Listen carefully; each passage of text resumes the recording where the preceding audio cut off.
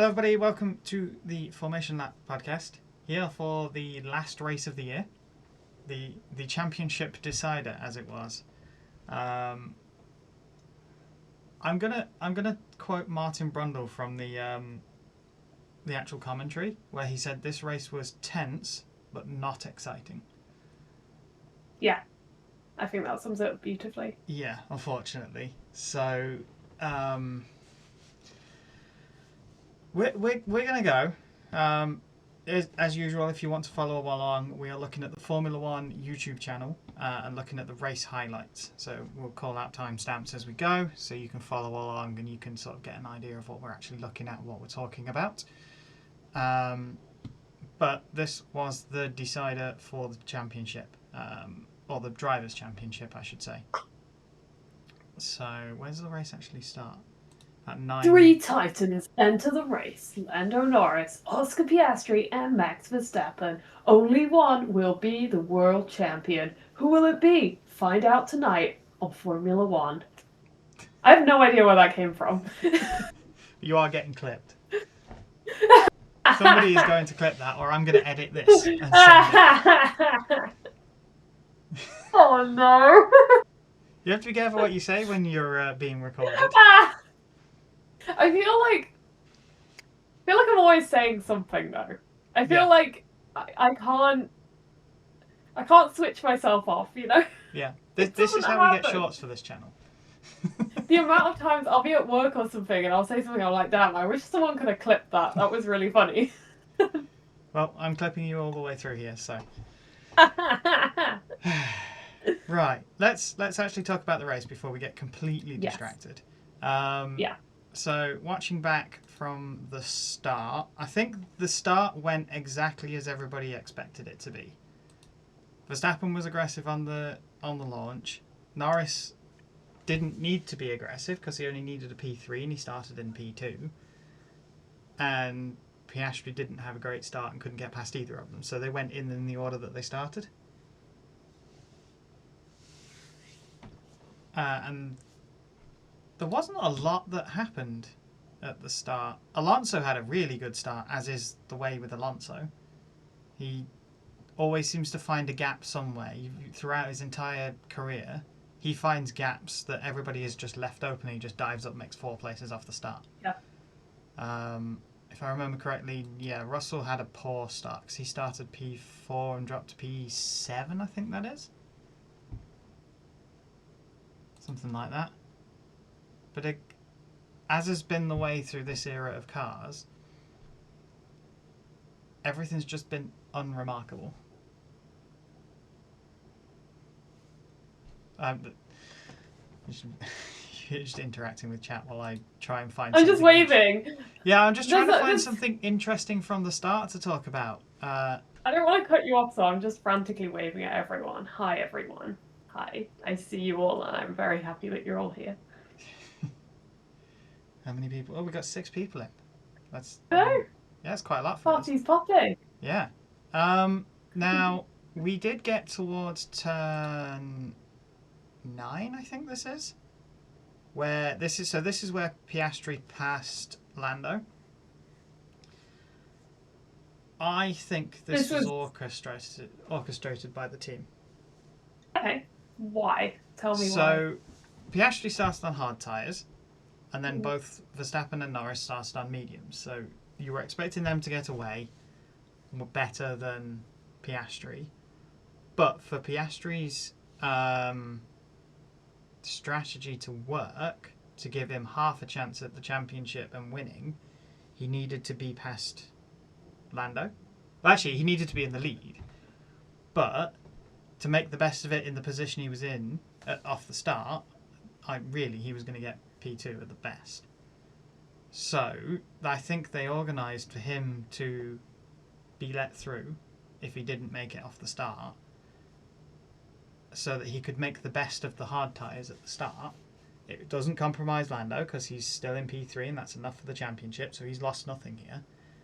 And it gives Oscar the best chance of actually winning the race, getting after Verstappen, and a chance at the World Drivers' Championship. Because at the end of the day, I think, if I remember correctly, Oscar had to win the race and Lando had to be P6 or lower, minimum between those two. And I think Verstappen had to be something like P9 or lower or something like that. I can't remember exactly. His odds were pretty low, so I think that's McLaren giving him the best chance at getting it without compromising Norris. Yeah. I want to ask devil's advocate on this, because I agree. I think it makes sense for them to switch. Being on different tyres, they weren't really racing each other in that moment. Exactly. They're having very different, their races are going to look very different. There was concern that Leclerc was going to catch Norris. What happens in that situation? If Norris is just losing ground and Leclerc somehow gets past or is putting pressure on Norris? Well, the thing is... Does it not make sense to have Piastri be that rear gunner as we saw Bottas do for Hamilton so many times? If Piastri didn't have a mathematical chance of winning the World Drivers' Championship, you wouldn't have swapped. It just wouldn't have happened.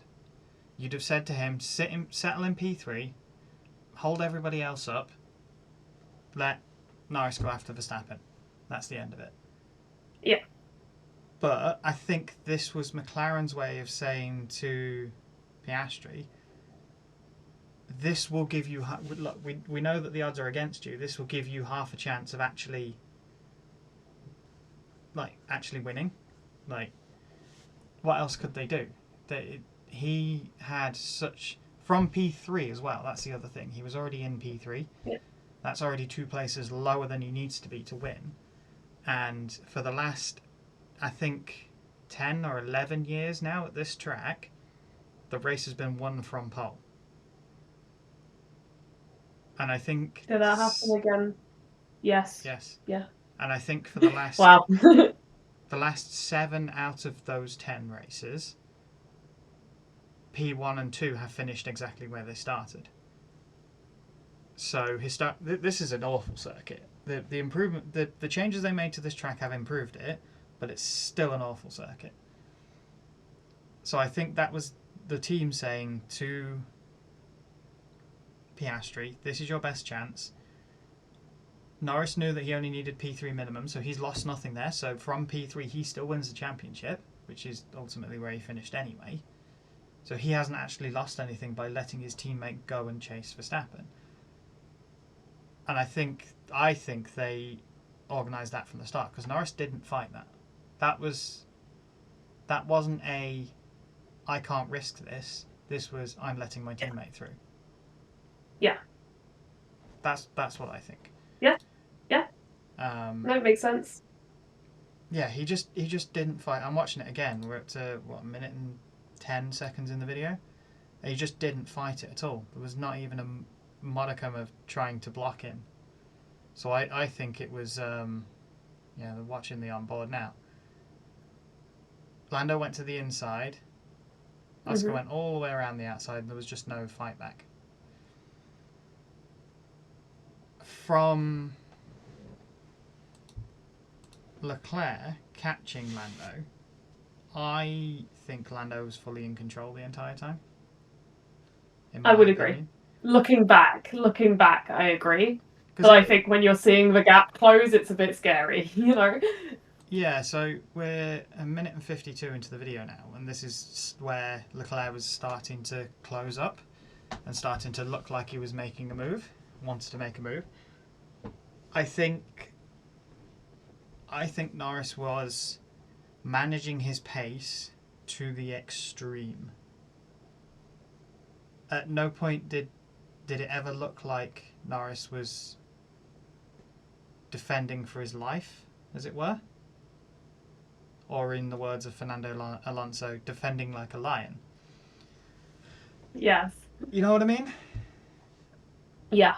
Like every time he came on the radio, he sounded calm. He didn't sound like he was under pressure. Yeah. Lando's he's one of those drivers, as there are many of them, but he's also one of those drivers where You can tell when he's getting agitated or stressed out.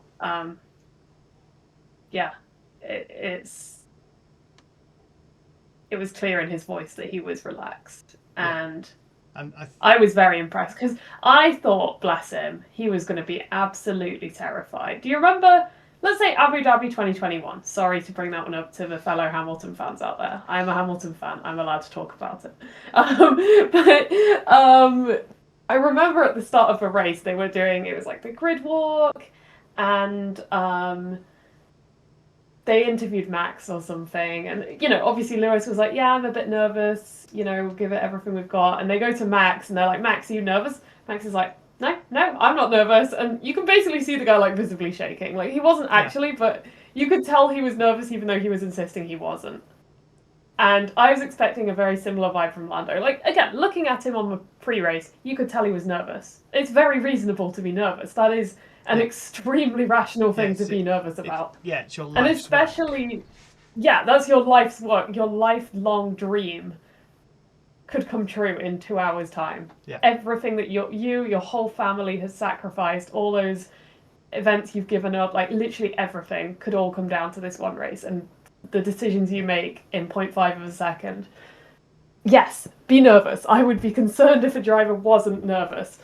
And especially, I mean, Lando has been absolutely amazing in talking so openly about his mental health and, dealing with panic attacks and stuff. I was expecting the guy to be an absolute wreck. And it's a real testament to how if you work with a sports psychologist, or if you try to understand what's going on in your mind, you can really harness that and turn it into a strength. And I think we saw that strength from Lando.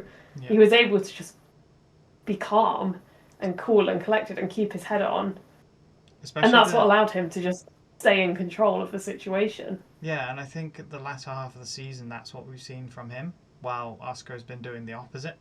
And we're speculating because we don't know what's been going on in the driver's own heads, but it felt like Oscar's done the exact opposite and just sort of fallen apart in the last few races, and that's what's let Lando catch up. But going back to the actual race, all of the radio calls, all of his moves in the car, like none of it felt like he was under pressure. It felt like I think he was managing it to the extreme so that he could push the medium tyres as far into the race as possible. Yeah. And fully agree. It was very tense for a while, but I think he knew that the McLaren had better race pace than the Ferrari, which throughout the year has always been the case. But I think he just had to hang in there till the Ferrari's tyres started to fall off in the dirty air of the McLaren, which they eventually did, and then he just drove away like the Ferrari was standing still. Yeah. But it was very, very tense while it was happening, because he was in P3, he couldn't lose any places, and if he did, that was it. Yeah. And Leclerc was in his DRS zone for quite a number of laps.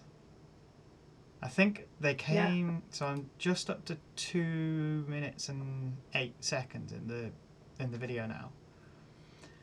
And after all of that, so it was lap 17 he came in, Norris came in. After 17 laps of tense being chased by Leclerc, they pitted together on the same lap. And you sat here like, why? Like, this should be a simple race. Just finish P3. No, we've all got to pit together. You've got to feel for the mechanics in this moment as well. Yeah, because they're part of the team too. And it's a big deal to them. They work with this guy, And let's not forget as well, I'm doing a little callback to, I want to say 2019 or 2020 Lando. Do you remember when he would like stay with the mechanics and help pack up everything? Yeah, I remember that. Yeah. That's right. So I imagine things like that. He seems like he's pretty close with his mechanics. They know what's on the line for this guy, and they've got to execute in under 3 seconds. They've got to execute this pit stop. And again, credit to the team. Heads on straight, kept it calm, clinical, got the job done. I think the other thing to bear in mind here is at the end of the day, they're not just his mechanics, they are his teammates. Yeah. They all work as a team. They spend 24 weekends together. Yeah. Like you see them whenever they go back into the garage, drivers will congratulate every single mechanic because they all work together. Yeah. And they always, they win a race as well. The first thing they're saying, thank you to the team and to everyone back at the factory as well. But they always go straight to the team because they know it's a team sport. It's never been an individual sport. We've also got to bear in mind that McLaren have not had some great pit stops this year. So yeah, kind of started feeling nervous as they came in together. This is the other thing. So one slip up and Ferrari are ahead. Ferrari have nothing to lose as well. Yeah, exactly. They're in it for the constructors. Can't get much worse for them. It didn't actually give me the times there, but Norris came out quite a bit ahead of Leclerc in the end. So I think they obviously gave a good stop, but I was hoping they were going to give me the actual times. Then it got a little more nervous. So we're obviously talking as Norris fans here, so a little bit more nervy again. So Norris has now made. I will say stop. I like Piastri as well. I think the thing is we both like both McLaren drivers, but I think we were both realistic in the fact that Piastri was very low odds of actually winning, especially based on the starting grid. You'd need both Norris and Verstappen to have a disaster. Essentially, yeah. If they collected each other into turn one, then Piastri's off to win the championship. But that was the only way it was going to happen, I think. So post pit stop, Norris is now P9, which is not high enough, obviously. Verstappen and Piastri haven't stopped yet. Piastri's still on the hards, obviously, and he's now hunting down Verstappen, and I think that's why it was important for him to be ahead of Norris at the start, because he was, at this point, 1.6 seconds behind, so he could start chasing Verstappen as his tyres went off. But between those two and Norris is Antonelli, Sainz, Stroll, Lawson, Tsunoda, and Ocon. And I think the one that sticks out there for everybody is Tsunoda. Because we all remember what happened. We're going to go back to 2021. Perez. So, and at this point, Red Bull... Sergio Checo Perez. Yeah. We all know what happened with Perez in 2021. And this is the upper hand that Red Bull had over McLaren, is they had only one driver in the fight, so they could use Tsunoda to hold the McLarens up if the opportunity arose. Yeah. But to get there, and they say this to UP as well. Yeah, and then he'll have accepted that. It's part of the team game. But he being Norris needed to pass Antonelli, Sainz, Stroll, and Lawson before he even got to Tsunoda. And then he still had Ocon's pass after that. And I think these were the hard runners, or the drivers that started on the hards. So he had to pass them on the road. And I think this was for the championship. I think if he'd got stuck behind these guys too long, he might have lost championship here. No, don't make me emotional. So he comes out of the pit. So he comes out of the pits on his brand new hards. The lap after he stops, in the same place in 2021 that Verstappen passed Hamilton, in the same way, straight down the inside past Antonelli. Just immediately. And you're like, yeah, that's the move of a champion, because you're like, yes, you've got to make that move now. It has to work. And he's straight through. Still on lap 18, he then proceeds to pass Sainz. So he's now passed two cars in 2 laps. Two cars in 1 lap after leaving the pits. And you're like, okay, yeah, this is on. This could still happen. Lap 19. This I was not expecting. So he comes up behind Alonso. You're going to get emotional again now, aren't you? I'm getting emotional already. I don't know what's got into me. So this caught me off guard completely. So he's coming up behind Alonso. Norris has DRS. Alonso has DRS because he's right behind Lawson. And you watch, you're like, DRS comes open, new hards. This was always going to end in one way. He passes Alonso, and then as the shot changes halfway, because we're on the camera halfway down the straight, so we're looking at 3 minutes into the video. You're looking at the camera halfway down the straight, and then it switches, doesn't it, to the camera at the end of the straight. And as it switches, you see Lawson move to the middle of the track to defend, as Norris just goes around him as well and passes the pair of them at the end of the straight. So he's passed 4 cars in 2 laps. And you're like... Drive for the champion, everyone. Yeah. You know what? It's like... I don't know why I'm getting emotional. Thank you, Ozzy. Ozzy says it's okay to feel emotional reliving that moment. I think it's one of those things when you don't quite process it as it's happening because you're so nervous and stressed for the driver. Tense is you the just word. want it to... Yeah, you're tense, exactly. You don't quite realise what you're watching happen. And I think hearing you recount that was really special, actually, so thank you. Yeah, because it was one of those moments where you see it... This happens... So, to take this race out of context, it's not for the World Championship. And you watch it, and we've seen it countless times before when people are on counter strategies and all that, and someone like Norris comes out of the pits, and you've got to pass all the old hard runners on track, and you're like, with this era of car, you know it's going to be hard to pass people as well. You're like, it felt in those 2 laps, it felt to me like Norris knew he had to pass those 4 cars as soon as possible. It had to be done. There was no other way around it. It had to be done, and it had to be done now. And he passed 4 cars in 2 laps. Damn. And the Lawson pass caught me completely off guard. Because it didn't look like at the start of that straight he was close enough. Let me go back, actually. Because it's got the time. Well, I want to say, while you have a little look for that, I'll say as well, I love that it's almost like as he's overtaking drivers, it's almost like, in like a movie when someone's doing something really cool and there's like flashbacks to their like whole life or something. It's almost like that, but in Formula One terms. It's like he's overtaking all these different things. Like, I can't remember what one of them was, but like Sainz, that's his old teammate, his first teammate. Alonso, that's a world champion. It's like he's overcoming all these things, like his teammates, other champions. Yeah. It's almost symbolic. How cool. I've wound this back to the start of the main straight. Yeah. So it looks like Lawson's on old mediums. So he'll have had these on for 19 laps at this point.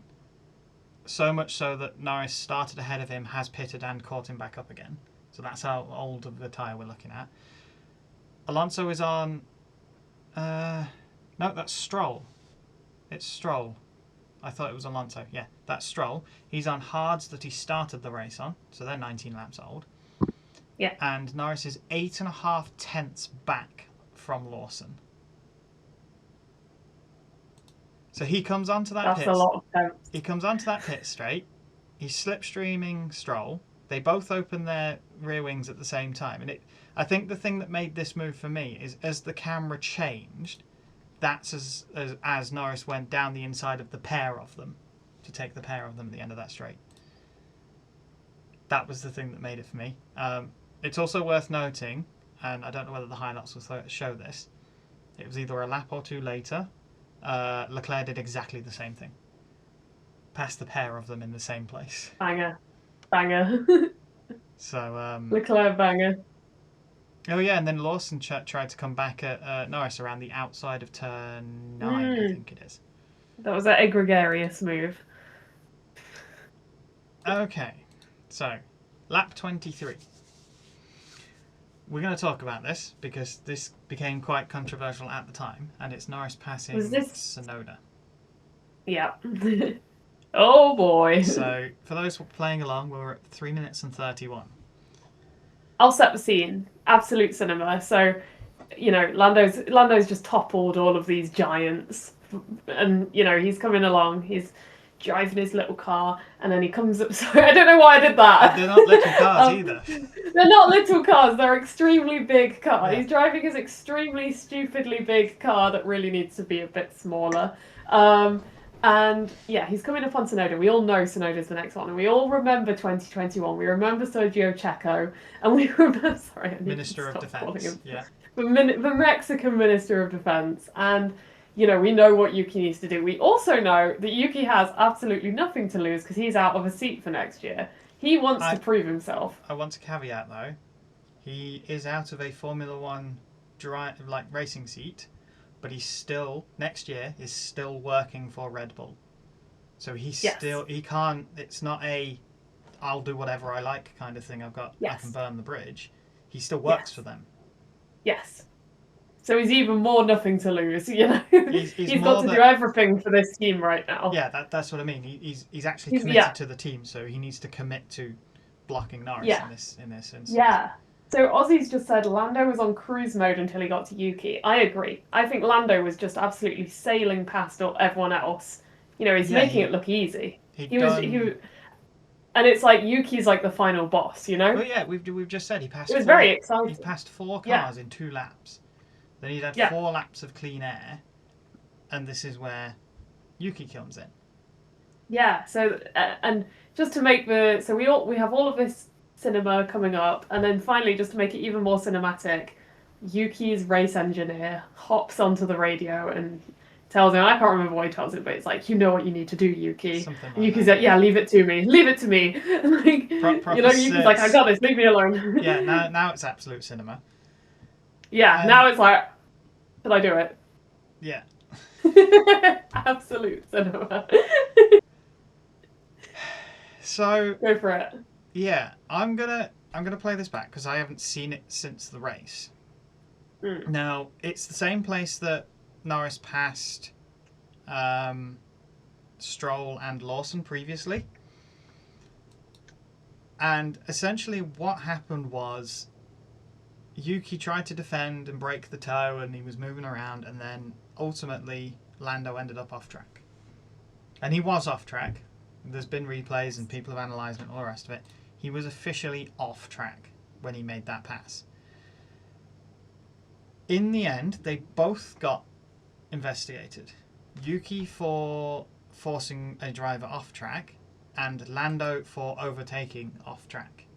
And that was Yuki the question. was also investigated for the erratic driving, right? Yes, I think it was one or the other. I can't remember. I think it might have been erratic driving. Everything combined, basically.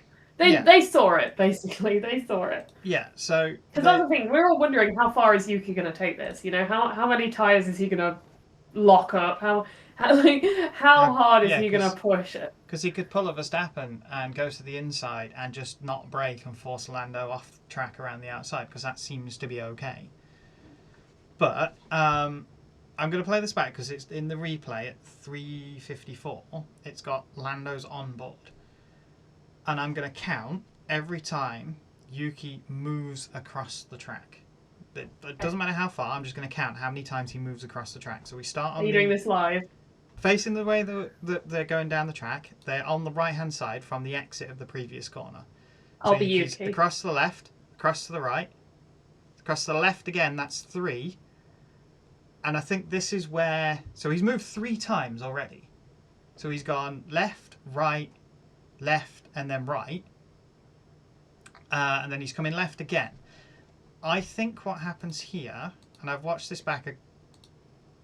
I saw an analysis of this, but I'm actually going to slow this down myself. So they're back on the right-hand side of the track. Yuki's now moving left. If I get this to play... Yuki's like... He gets... Yeah, so if you watch this back, we're just around the 4-minute mark. Yuki moves to the left.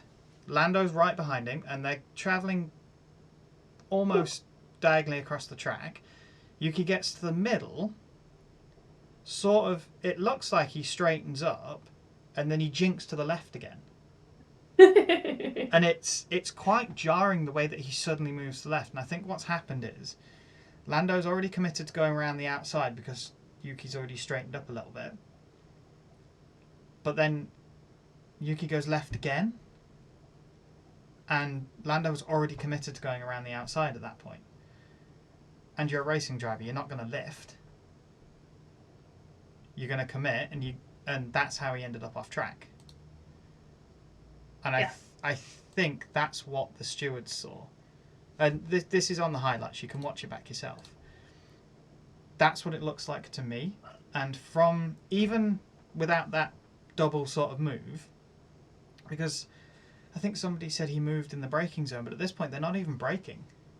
So they're not even anywhere near the braking zone, so it's got nothing to do with that. But even without that, Yuki's made 4 moves, full sweeping moves across the straight up until that point. So he was excessively weaving before they even got to the point where Lando was coming past him. Yeah. Bless him. So, So I want to say as well, I was watching this with shout out to my brother and my friend Vincent. So my brother is a Yuki Tsunoda fan. Yuki is his number 1 favorite driver. If he had to rank the whole grid, he would put Yuki at the top. So obviously he's Team Yuki through and through. And as I'm sat with him watching this, also he hates Lando. Let me. You know how I hate Liam Lawson for no reason? Yeah. And you kind of just got to pick a guy. He picked Lando as his guy to hate on. So he's seeing Yuki versus Lando. And this weaving starts. And my brother says, yeah, that was bad from Yuki. Lando's fine there. So for someone who's like absolutely being a fan of Yuki and like Yuki can do no wrong and actually hating Lando, if Lando's involved in an incident, it's surely Lando's fault. For those 2 things to come together and for him to still say, yeah Lando's fine there, that was kind of on Yuki. That's when you know it's kind of case closed. Yeah, I think. I'm just going... There's another replay of this from the end of the straight looking straight up. 4 minutes and 4 seconds in. If you watch it, it genuinely looks like Yuki is trying to warm his tyres behind a safety car. That's how much he's moving down the straight. It's quite a lot, and it really highlights.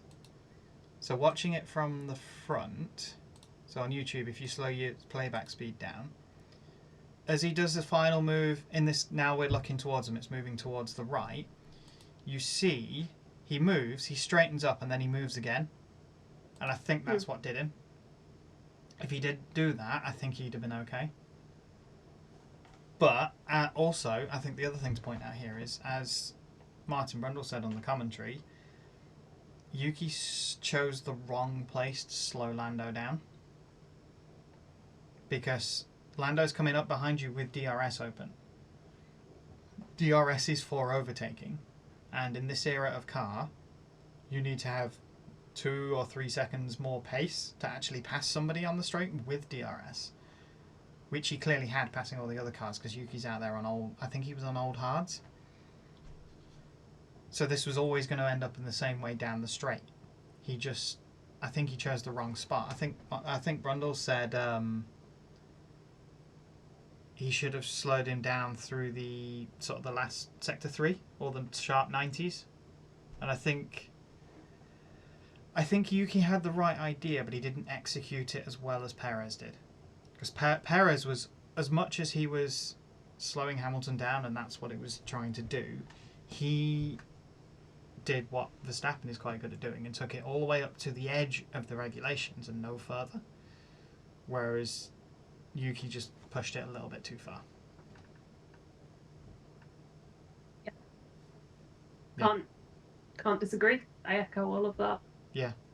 It I becomes suppose a boring that's podcast when we just agree. Yeah.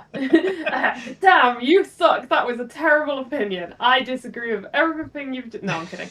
I think that's experience. To me, that comes down to experience. So. Like Checo versus Yuki. Checo's had, 11, 12 years in F1. Yuki's on, 4, 5? I don't know. Or less. Probably less. 3 or 4. I think the other thing that made this controversial to a lot of people is Lando overtook off track. He was all 4 wheels off the track.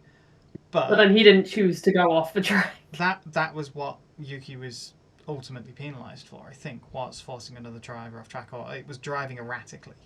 And I think that has essentially made it so that Lando was forced off track because of Yuki's erratic driving. Yes. What I said at the time was just don't bother punishing either of them. I think Yuki was at fault. Lando made the pass. And just leave it there. I think if... But then how do you penalise it? How do you stop people from doing erratic driving in future? Because if Lando hadn't made the pass, I'd have given the penalty to Yuki. That's how I see it. So either that or a reprimand or something like that. But Lando got past, and Yuki didn't lose anything. Lando didn't lose anything. Nobody got hurt. At the end of the day, it was fine. So I think it would have been better just to give Yuki a reprimand or something like that. And if he did the same thing again, then penalise him for it at that point. Yeah. But I don't think it required a penalty because the result is Norris still passed him. I don't know. It just feels like we give out a lot of penalties at the moment. Yeah. And I think that's not helping the sport. Because you know, if you go and watch British touring cars... Yeah, I guess it's for the whole let them race mentality. I agree, to be honest. Like, you go and watch British touring cars, and you have to do something pretty egregious to get a time penalty like that. And a lot of it is... British touring cars is a non-contact sport, the same as all motorsports is, unless you go stock car racing or something like that. And you still get bumped to pass during British touring cars. And unless you put somebody into the barrier, generally you get away with it. They all know they shouldn't do it, they all try not to do it. And sometimes it just happens because you're running so closely together because you can in a touring car. Not that Formula 1 knows what that's like. But it does happen. It's part of racing. And this is why it just feels like racing incidents have been forgotten. And this is what I would categorise this as. I don't know. Yeah, BTCC is like bumper cars. You're not wrong. I haven't got chat open. Yeah, that's what I think on this incident. I think you just chalk it up to a racing incident. You give Yuki a reprimand. It doesn't make any difference because he's not racing next year. And it's just a racing incident. Norris still got past. I think he would have had more of an issue. I'd have had more of an issue with it if Norris hadn't gotten past and they hadn't given a penalty. I think that's where I would have had a problem. So... Chat back open, sorry, give me a sec. Yeah, I'm just scrubbing through, so... where are we? Let's go back, I missed that. Lap 24, Verstappen comes into the pits. So he's been on his mediums for 7 laps more than Lando did, which is a lot on mediums. And Piastri took over the lead of the race. And just to prove how uneventful this race was, they gave us Max Verstappen's pit stop on lap 24. And then the next lap in the highlights is lap 41.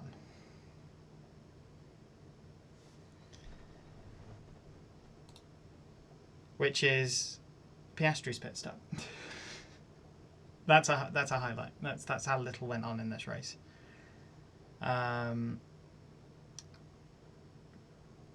Piastri got out ahead of Verstappen by the looks of it, but Verstappen had warmer tyres and got past him.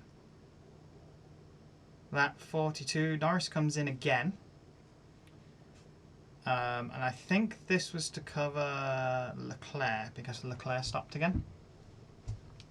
So I think their worry there was Leclerc was coming. At this point, Norris is 20... No, this is Piastri stopping. No, ignore me. This is Piastri stopping. Why did he stop again? Weird. I don't remember what happened here.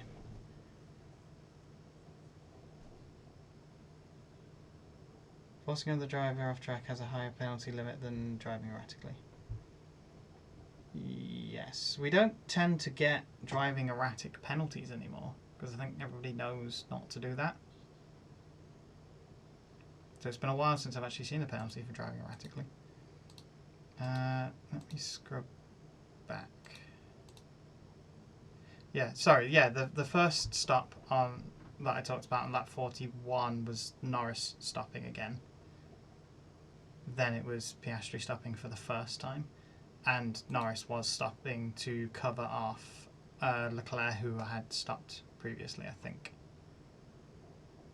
think they had the gap, so it didn't make any difference. And then Verstappen passed Piastri on track. And I think this kind of sealed Piastri's fate for the Drivers' Championship. He'd not stopped yet. Verstappen had already stopped, and then Verstappen passed Piastri on track. I feel like Piastri's fate was kind of sealed from lap 1, to be honest. Yeah, I agree. He had little to no chance without a disaster befalling both Norris and Verstappen, and that's just extremely unlikely. Then Piastri came in and pitted and stayed out ahead of Norris, and the top three were back in the order they were before they pitted. And then Piastri, so we're looking at lap 44. Piastri's on brand new mediums and catching Verstappen at a rate of knots. And Verstappen's engineer comes on the radio and he has to saying Piastri basically has to be 1.5 seconds quicker than you every lap to catch you. And I think we all went, yeah, no, that's not going to happen. It's just not going to happen. Not for, I think it was 14 laps left at this point. Lucy's just in camouflage. I'm demonstrating my camouflage. It's actually it's a 24 hours of Le Mans blanket, which just so happens to be the exact same colour as the sofa. Let me find there's a logo somewhere. So for YouTube who can't see Twitch chat, Ram Tam Tam has just pointed out Lucy's blanket is the same colour as the sofa she's sat on. Lucy is now holding up. Is that the right way around? I think your webcam might be mirrored. You know, we get the idea. That's 24 hours of Le Mans. Shout out to my lovely uncle who went to Le Mans and went to the gift shop and brought this lovely little present back for me. How kind. Nice. Okay, right. So, we then got... I wound this on a little bit after Verstappen's radio message finished. Charles Leclerc set the fastest lap of the race. And we're like, is it the start of the race again? Is he going to catch Norris? Or these mediums while Norris is out there on hards and Leclerc's 4.5 seconds behind. And you're like, not again. And there was my little group chat friends were stressing out about this. And I turned around to them and went, if Leclerc was going to catch Norris, McLaren would invert the two drivers. Yeah. Piastri's going to go off up the road after Verstappen and probably not catch him. So in 5 laps' time, when there's only 7 to go and it's clear that Piastri's tyres have gone off and he's not going to catch Verstappen, and Norris is being caught by Leclerc, you invert your two drivers at the end of the day.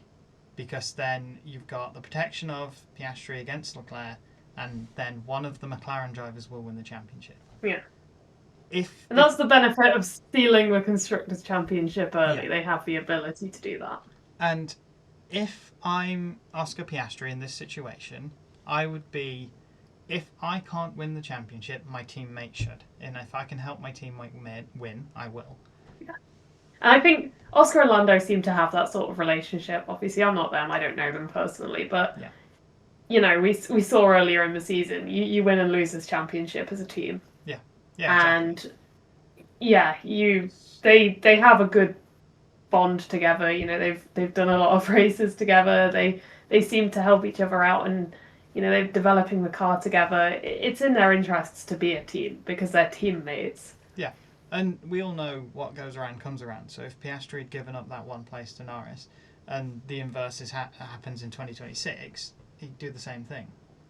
Absolutely. So at this point in time, I'm like, yeah, okay, Leclerc's catching, But we're now in a position, and McLaren had said they'd had this conversation, that Piastri can't win now. Based on everything that's happening, it's just not going to happen. Because he's not winning, and both Verstappen and Norris are too high up. So you invert your two drivers to protect your one driver, because that's the only way it's going to happen. And people were starting to get twitchy, because...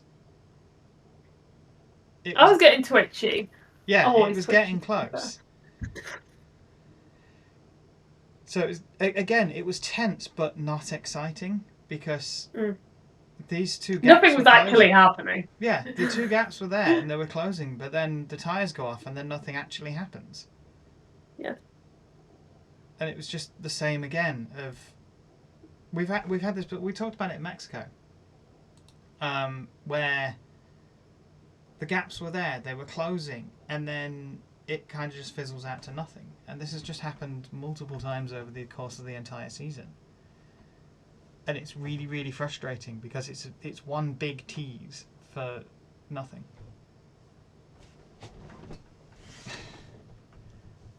So much so that the next highlight is Verstappen crossing the line. Yeah.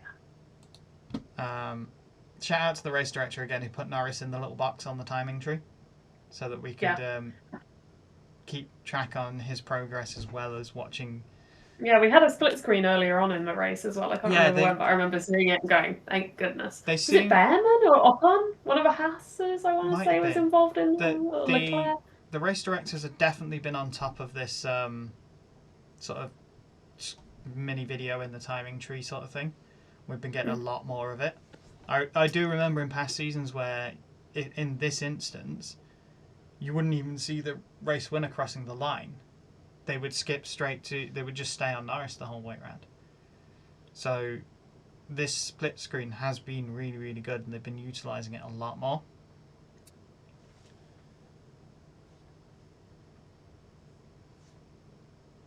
And then, obviously, Verstappen crosses the line, and then we skip to Norris. For some reason, they didn't do what they did previously, and I think have Verstappen on the main screen, then Piastri and Norris in the tree, and then skip to each one as they cross the line. They seem to just forget Oscar was a thing at that point, which is kind of sad. I guess, yeah, but I guess he was kind of out of it by the time Max had crossed the line. He was still the second place. He was still on the podium. There was no reason... It's in normal racing terms, they'd still skip to him crossing the line, and they seem to just forget he was there. I wanted to ask, actually. I seem to remember in previous years of Abu Dhabi, when the winner crosses the finish line, fireworks go off as they cross. Am I misremembering, or...? Yeah. Because this season, Max went through and there were no fireworks, and I was like, oh, they must be saving them for Norris because he's going to be the champion. And Norris goes through and doesn't get them either. No, there was a wide shot, and I don't know whether it's going to be in the highlights, but there was a wide shot of the whole track, and there was like a water line in the distance behind the track, and there was fireworks across there. Yeah, but where were the ones? Because they did have ones on the... Yeah. I wonder if something's changed and they're not allowed to do it, but there was fireworks. I can see them in the background of one of the shots here. Yeah, I just thought it was a bit strange. I was expecting them, and I was like, oh. I was also kind of concerned because traditionally at the last race of the year you get donuts. Yeah. And they've started putting the top 3 finishers on the grid, so there's not really... Yeah. Because do you remember when Vettel retired and you had... The 3 of them, right? Yeah, it was Hamilton, Alonso and Vettel, all 3 doing donuts on the main straight. Tears. Oh, I'm so emotional today. Oh, God. There wasn't enough room for the 3 finishers today to do that because they put the I don't know what you call it, but the sort of top podium things. The finishing boards. Yeah, in the way. Norris then obviously managed to find room for himself, and it's always fantastic watching a Formula 1 car doing donuts. But yeah, I was kind of concerned we weren't going to get any, but Norris still found some room to do that. I do remember briefly that I think the FIA banned donuts. And that went down well, I'm sure. Oh, it went down like a lead balloon. So, yeah. So yeah, and that was it was I'm glad such he did his donuts. it was such an uneventful race. And I said at the start, and for anybody who missed it, Martin Brundle said it was a tense but not exciting race, and that's honestly kind of sums up the entire season for me. Yeah. We've done the sort of podcasts on every race for the last half of the season, and when you sit down and analyze it in the way that we've been doing, you look at it and go, nothing happened. Yeah, most of our discussions have come from like discourse, you know, like we've talked about marshal safety or crash safety or Safety cars, inter-team dynamics and stuff like that. Like, and yeah, like racing politics wise, it's been a great season. Like for me, that's what I'm really into. Like the mindsets, the dynamics, the storylines, all of the cinema like that. Like in terms of actual like racing and overtakes and stuff like that, we are lacking. Oh yeah. I don't know what the actual number of overtakes was across the season. We'll have to see if we can find it, because we are going to do one more episode for this year, and we're just going to talk about the season as a whole. So look out for that next week. We'll be back. But I'm just looking at the top 10 finishing, because it's the actual race itself. Because obviously we kind of just focused on the championship. Aston Martin got double points finish in the last race of the season, as did Ferrari. Hamilton was P16 on the grid and finished P8. So, yeah, that we kind of just forgot the rest of the results. Fernando Alonso finished P6 in the race, which was... So, while this is going on, I've just had some notifications. Lando has just claimed his... Yes. Looking at it like it's his newborn baby. The award ceremony is on as we speak. As we speak. But you'd expect him to look at it like that, because, like we said earlier, that's his life's work. That's the dream, and that's the goal. And all 20 of the drivers on the grid want to hold in their possession that trophy and have their name. And not even just those 20. You know, as I've said many times, you know, we're in all sorts of paddocks, and like GB3, GB4, British F4, these young 15, 16-year-olds who are just stepping into single-seaters for the first time, I'll interview them and I'll ask them what their goals and aspirations are for the future. I'm expecting a clip of them saying, I want to make it into Formula One. They don't even stop there. They say, a lot of them say, I want to be the Formula One world champion. That's what they say. At 15 and 16, they are so set on that, and they will keep working at it for years. They will dedicate their whole lives to it. At the end of the day, when this is your entire life, you are not entering this to just be on the grid. You are entering this. You don't want the participation prize. Yeah. Unless your name is Lance Stroll. I would go for... Okay. I would be for the participation prize. Like, it must suck a lot, but it must also be a really fun lifestyle being a, like, backmarker F1 driver. Like, all the media pressure is off. Like, I mean, there's some, obviously, but it's not like... There's not going to be headlines about you every week. You've just got... As long as you're just polite and keep your head down, you're going to be fine. And then there's going to be loads of fans... And, you know, you get, like, private jets. It's actually quite interesting you mentioned, like, F4 and all the rest of it, because the first time I came across Lando Norris was British F4, which is the support package for British touring cars. And I've seen him racing since then, and this is the first driver I can remember that was in that British F4 championship that's then gone all the way up to Formula One. Never mind one that's won the World Championship. I'm actually somewhat educated on British F4. He was actually the first ever British F4 champion. There we go. I believe first one. He's the first Formula 2 champion as well. Because all the other champions raced in GP2. Do you mean Formula 3? I might mean Formula 3. Russell won F2. But he was not a world champion. So first champion of Formula 2, or driver of Formula 2, I forget. Probably driver. Yeah, first driver of Formula 2. There we go. Because, Russell outscored Norris. Because Verstappen skipped over Formula 2 altogether. He went straight from F3. Which is hilarious. Hamilton... Absolutely. And Hamilton, the last champion, drove it when it was GP2. And I think Rosberg was the same. He drove it when it was GP2. Yeah, because they grew up together. Yeah. So he's the first driver that's come up from where it's been F2 and F3 and then won the championship. Tears. So, Wowie. Lando So we now turn to the current British F4 field. Which of you guys is next? No, I'm kidding. Don't forget me when you're famous. Yeah, what was interesting was, I think there was an interview with Lindblad, and he said, because obviously Norris has been in the sport since 2019, I think he joined 2018, something like that. It's been a while. 2019 Norris joined F1. Do you know what's crazy? I have like insane amount of knowledge of the 2019 rookies, like Norris, Russell, and Albon. Yeah, I'm a monster with those three. A monster. So what was weird for me, but Lindblad gave an interview and he was citing Norris as the guy he looks up to. It was kind of weird seeing where they were saying, oh yeah, Verstappen's the guy I looked up to, or Leclerc, because obviously to us who've been in and around the sport quite a while and been watching since they were rookies, it's kind of weird to see it. But now it's Norris who's more of a rookie than those two. I know. It's so weird because like we've seen them all grow up. Lando especially, because he was so small when he got into F1. I feel like a parent. I'm like, oh, he's all big now. But no, like to me, like whenever I look at Lando, I still see the 20-year-old that when he sits on a chair, he tucks his feet under his legs, and he sits on his feet. Yeah. I don't know how to explain that.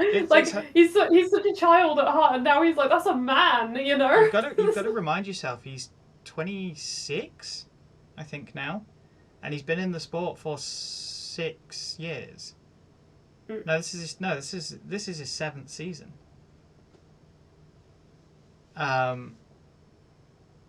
So he's been around a while, and the other wild thing to realise is Oscar Piastri. This is his 3rd year in the sport. So he's got. I think Piastri, given the car, he'll win a championship. I think he had a little bit of, I don't want to say inexperience, but I don't think he was used to the pressure. And he kind of just sort of disintegrated at the end of the season, didn't he? We saw Norris last season disintegrate a bit in Brazil. So he got his last year. He got his little taste of the championship fight. It wasn't realistic that he would beat Verstappen out last year. No, he was in the running. Yeah. And he was the hunter, and he still had that media attention. Do you think you could win the championship? And so on, Yeah. So he had a little taste of what that feels like. And honestly, Piastri, I rate him so highly. His junior career is just so stellar. Out of everyone on the grid, Piastri is one of the strongest in terms of junior career performance. F3 and F2, both of them won in his rookie season. That is no easy feat. So he's always been ice cold. This is basically the first time in his whole career we've ever seen any crack in Piastri. Yeah. And now he can fix that weakness. He can solve that. And I do feel like there was something not quite gelling with his car as well. Yeah, and we've seen that before, and people are quick to blame McLaren for this. And it's not on purpose. No, absolutely not. You can go the wrong way with setup. You can not gel with your car. I mean, look at Lewis Hamilton. He's won the championship 7 times. And you've got Leclerc qualifying in the top 10 and him qualifying, and he's out in Q1. That's not a driver problem, because Lewis is a good driver. He's just not getting along with the car. And you see that time and time again. Daniel Ricciardo, he won races. He's a race winner. And when he went away from Red Bull, he went into a car that didn't work with him. Twice. 2 different cars that didn't work with him. And he just couldn't gel. And there was something there that he couldn't drive to the best of his ability. And whatever change McLaren made, Oscar didn't get on with, and he couldn't get the car back to how he enjoyed it. And I don't think it was upgrades. I don't think it was upgrades. I think one of the only reasons that Red Bull could catch up was because McLaren moved to next year's car so early, because they wrapped up the Constructors' Championship really early and went, yeah, okay, well, we're going to work fully on next year, and didn't bring any more upgrades. And I think we started to see the rest of the field catch them up a little bit, especially Red Bull. So I've just caught up on the chat. I was just catching up on what's going on at the prize giving ceremony, so I just reopened chat. So I just want to reply to a few things quickly. Yeah. Lucy's interviewed Ollie. I actually have not. I've interviewed his brother Thomas, and I filmed a TikTok with Ollie Behrman. Yes, that was at Autosport. Before anybody had heard of him. Yes, that was at my first ever Autosport. Was he still on F2? Cancelled. He was newly announced to Formula 2. So he's not even driven that season. He's not even driven in F2. Autosport's in January, for those who don't know. So yes. Start pre-season. Yes. Next up, Rampton Sam has also said Lucy made it so Chase Fernandez got a batch of Biscoff brownies. Correct, absolutely correct. And I actually got to catch up with Chase Fernandez at the last round of the season, and he actually told me that every single race weekend that season he'd been brought at least one batch of Biscoff brownies or just brownies. It's become a whole thing. Like, he's literally got so many brownies he doesn't know what to do with them anymore. He's given them all to his family. His trainer said he's only allowed like one brownie per batch. So basically, the more batches he gets, the more brownies he gets. So keep sending them, and he also, batches. Yeah. So he basically said like, keep the brownies coming, and like his whole family love him for it because they're just getting loads of brownies for free. So he's buzzing, and he was like, bring more brownies. So shout out to that. No Autosport for 2026. Yeah, that's a real shame, but I think necessary. I have a fractured relationship with Autosport because every single year, so tangent off, and we're away from Formula One now, so we'll talk to chat for a little bit, and at the end, we can call this the cool down lap portion of the podcast. Yeah, the VIP segment. Autosport since COVID has not been good. It skipped 21 and started again in 22, if I remember correctly. Since then, it's not been as big because for a while people were still finding their feet and trying to get back to events, and all events were a bit weird. And they're always like, it'll be bigger and better than last year, and you get there and it's like, no, it's exactly the same as it was last year. If anything, it's worse. And I think this can only be a good thing for them. They've got to do something, because this, for me, was their final chance. So the reason Autosport means so much to me is because me and Nicole, the first day we met, we were at Autosport together. Wait, I didn't know that. Yeah, in 2016, I think it was. So we've gone every single year it's been on since. We do that every year, no matter what. So it's got a bit of a sentimental value for us, which means for me to turn around and say I wouldn't go next year, it's got to be really bad for me to not do that. Yeah. Which is a shame, because it can be good. It's fallen off a cliff. I mean, I had a nice time, but basically the main attraction for me was just the fact that Ollie Behrman was there. That was basically the one thing that it had going for it that was like a major thing, and it was nice to see people have the opportunity to meet him. But it's the Autosport show, not the Ollie Behrman meet and greet. But name another racing driver that was there. Exactly. No, there was some. I don't remember who off the top of my head, because I don't think I did. That's the thing. 2023, 2024, I did a lot more driver interviews because I was finding different racing drivers and interviewing them. Like 2023, there were way more. Johnny Herbert one year, didn't you? Yeah, Johnny Herbert 2023, Jade Edwards, Callum Voisin, Joseph Loke 2023, massive year in 2023. Actually, I think some of them were 24. Anyway, Tom Ingram was there apparently. I think that was. Yeah, he's normally there. I think he does that every year. Yeah. Yeah. But my point is, if you go pre-COVID, the high-profile racing drivers that turned up were all of them. All the Formula One teams showed up with cars. All of the drivers showed up with cars. You had more than just 2 holes full of cars. Because when I used to go originally, you would go and there'd be like 6 or 7 holes full of cars, and you'd walk around, and I've done this doing So it's the, what they're called now, MS UK. I did also solo passenger rides outside the venue. And that's not a thing anymore. They don't do that anymore. But we would get in for free because we were donating our time in car and all that sort of stuff. And we had to pay for our own running costs and blah, blah, blah. And we would get in for free. And I would walk around for 2 solid days, going in to walk around a little bit more because we'd only get little sections of time. And then you'd look at the photos of the event at the end of the day, and you'd look through a big album of 100 photos, and you're like, where the hell were all of these cars? There'd be 50 photos. I'm like, I didn't see any of this. Yeah. Even though I'd methodically walk up and down every single aisle to make sure I didn't miss anything, and you'd still miss half of it. Whereas this year, you're like an hour in and you're done. So, yeah, I think this will be good for autosport, but I think they're on thin ice with a lot of people. Yeah. I think, honestly, a lot of it is F1 and Drive to Survive. Like, I think F1 has just boomed so much that it's become so expensive. Well, it's and they can't afford to have the drivers come out anymore. Yeah, I think some of the problem is the NEC's prices. Parking is 20 quid, regardless of how many people are in your car. You're paying 20 quid. And then the tickets themselves are £40 a day, or even more than that now. So you're in for 100 quid before you've even got to the venue. Yeah. So, and then you've got food and all the rest of it on top of it. So it's a very expensive day out. Blame Maricola was there as well. Oh, yeah. Remember?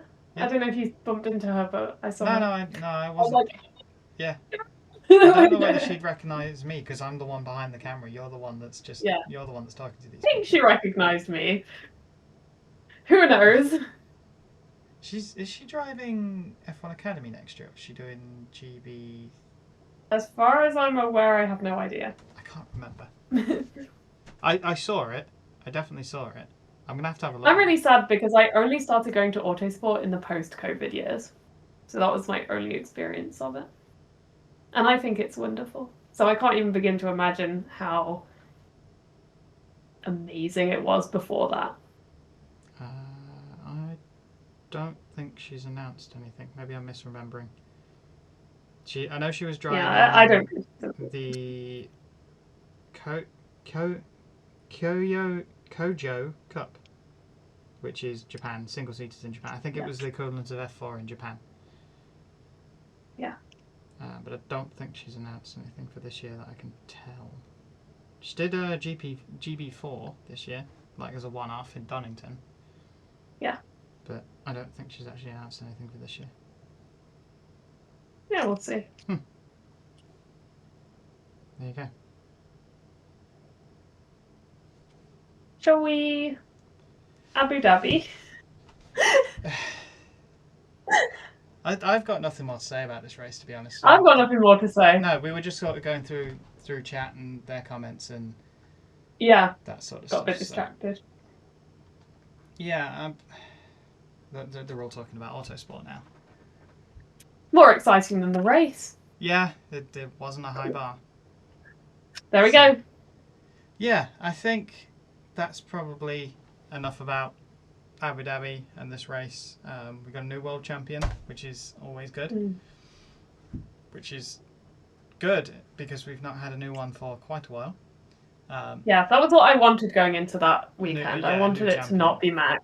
And that's not anything against Max. Yeah, I was just like, I just want to see something new. Because that's the thing. The last new champion was Verstappen in 2021. And I was a Hamilton fan watching that. So I could not enjoy the moment one bit. I was shocked and sad. Before that was Rosberg. Yeah, I was going to say, before that, the previous newest champion was Nico Rosberg in 2016. So Lando Norris is now in one of the most exclusive clubs in the world because there are 35 members, which is kind of wild when you think it's, 75 years of Formula One, something like that. So, yeah, there are 35 members in that club. It's a very exclusive club. He's one of 11 from the UK and one of 2 from Somerset, as it turns out. Didn't Jenson Button say that? Is that... Because Yeah. I think Button's from. Said that on the feed, I think. Yeah. Yeah. Yeah. So. Yeah. Yeah, it's a very, Oh, very exclusive. speaking of which, Abu Dhabi, I've got something relevant to say about the race. So, okay, DRS. So long, DRS. You'll kind of be missed, and you also won't No, be. we won't. We're not going to miss DRS. No more DRS. Well, you miss a bit of it. A bit of the silly, like, you know, how am I meant to exist as a female fan if there's not anyone asking me what DRS means? What do I do now?